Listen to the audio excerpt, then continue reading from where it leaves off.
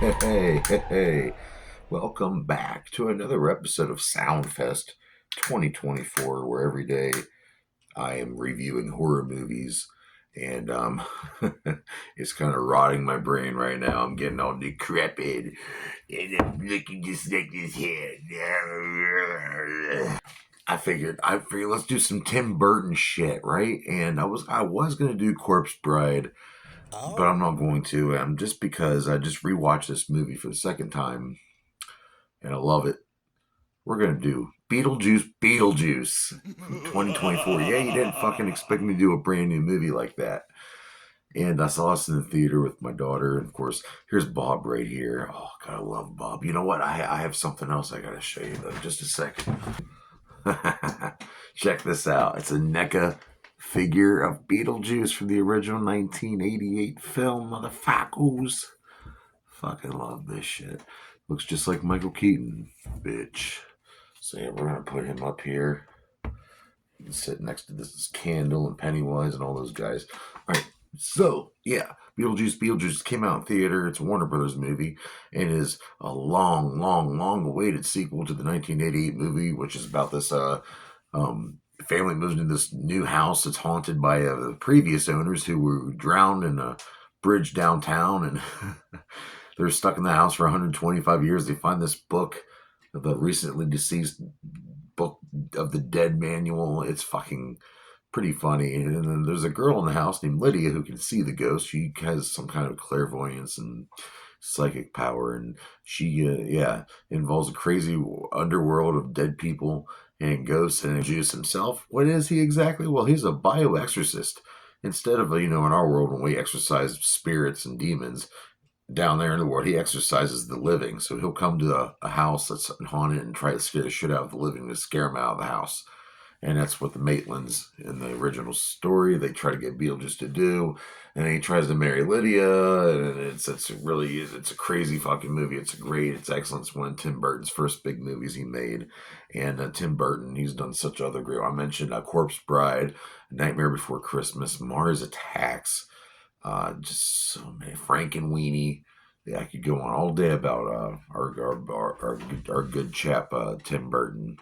So this movie is directed by Tim Burton. It's written by Alfred Goh, who was responsible for the Smallville Superman television series that was really big back in the day, and Miles Miller, who was also a part of that show, and the Netflix Wednesday show. And the budget for this movie was $100 million, and they grossed in $423 million, and that's pretty fucking successful. They have all this merchandise that's out now.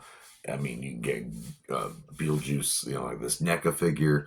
It's out there, and are there talks of a sequel?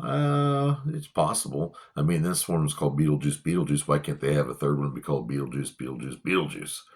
I think they should just fucking do it. And also, there's a television series based off of Beetlejuice, which is an alternate world. Lydia's like friends with Beetlejuice now. He's not so creepy and demented and not trying to marry her.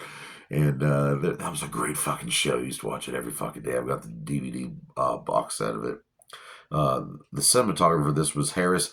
Bear with me, this guy's got a name. Harris Semberlocus, and he was responsible also for The Eye in the Sky and Meg 2.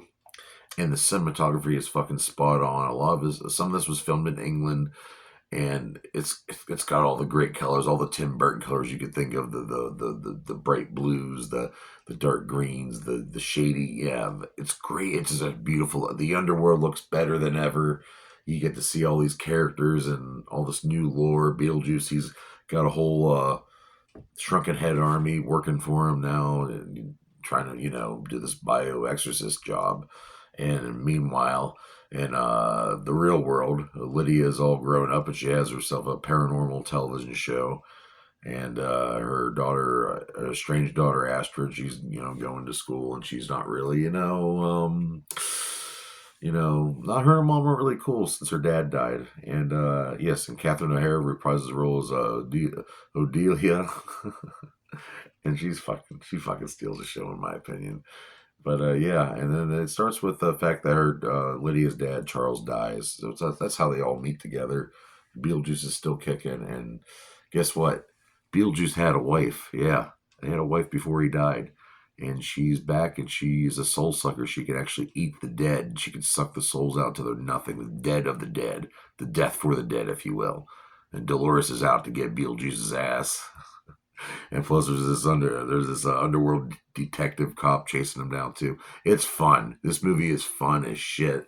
It's got some great jokes. It's got some actual good gore in it too. Let me tell you. The music's by Danny Elfman. Danny Elfman, of course, did the music for the original Beetlejuice and, of course, Nightmare Before Christmas. We love Danny Elfman here at the Bozak Nation.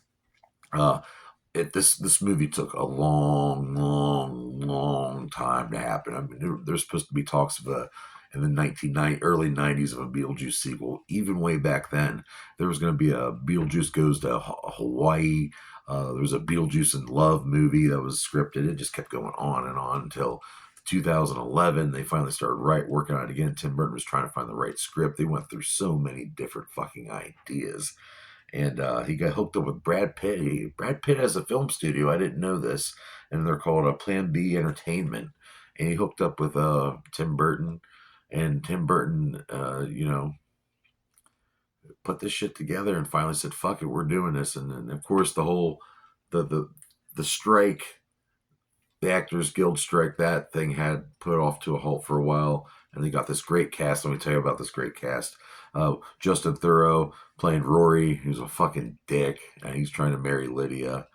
Arthur Conti, this kid named Jeremy, who Astrid develops a crush on. Monica fucking Bellucci, the wife of Tim Burton, playing Dolores, the ex-wife of Beetlejuice. And Monica Bellucci is 60 years old, and she is still... I'm not trying to get through. I'm thirsty right now. But Monica Bellucci, you are one of the most beautiful women I've ever seen. That's me. That's my opinion. You guys don't have to agree with me, but I love her. She was in Passion of the Christ. She was in the Matrix movies.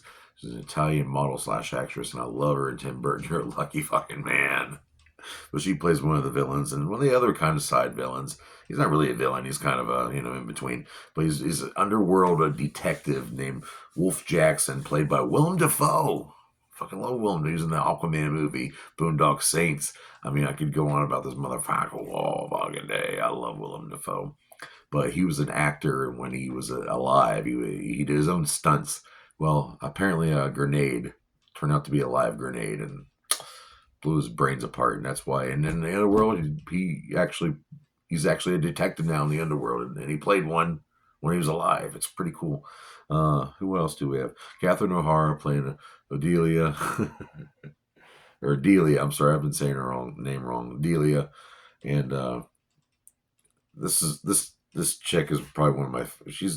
If I have a list of female actresses, she's on there. She's great. And she reprises her role. Jenna Ortega playing Astrid, the daughter of Lydia. And she's a lot like her mom in a lot of ways, but when two people are a lot alike, that's why they don't get along.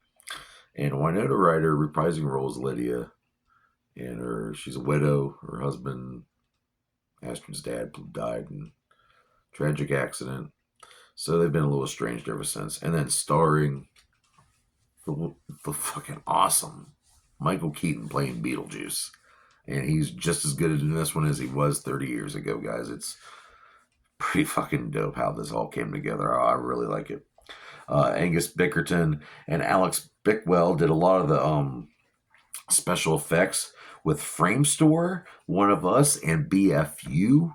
And these special effects are great. There's some good gore. It is a lot of CGI, but they did use some practical effects for this too. You get to see Danny DeVito for a second. It's got a couple twists and turns. It's got, and some people are mad, there's a couple, they're singing in this. Well, all right, they're singing in it. The original Beetlejuice had singing in it. Deal with it. But it's good. And poor Bob, this character Bob, I fucking love him. Wait till you see what happens to poor Bob. And if you're wondering, what happened to Gina Davis and Alec Baldwin? Well, aside from Alec Baldwin's, controversy, Gina Davis just said, we're too old for that role. They're ghosts. When they're stuck like that, they talked about when we could de-age you, and they talked about maybe getting them to play the Maitlands one last time, de-age them using the CGI or whatever. But they said no. They said their story's told, and they explained it in this movie that They found a loophole and they were able to go to the beyond. So there you go. Okay, what do I rate this fucking good movie, Beetlejuice Beetlejuice? Well, I love the original one way more. I do, but this one's really good too. So I'm gonna have to give this a 3.5 out of 5 dog dicks, which is a good rating. It's a good movie. Go out there and see it. Just came out on digital. Now, since it just came out on digital, it's a brand new movie. I cannot play a quick little clip. But here, right here, here's a nice picture of Beetlejuice honking his dick. Okay. See you tomorrow night on Soundfest 2024. Nice fucking model!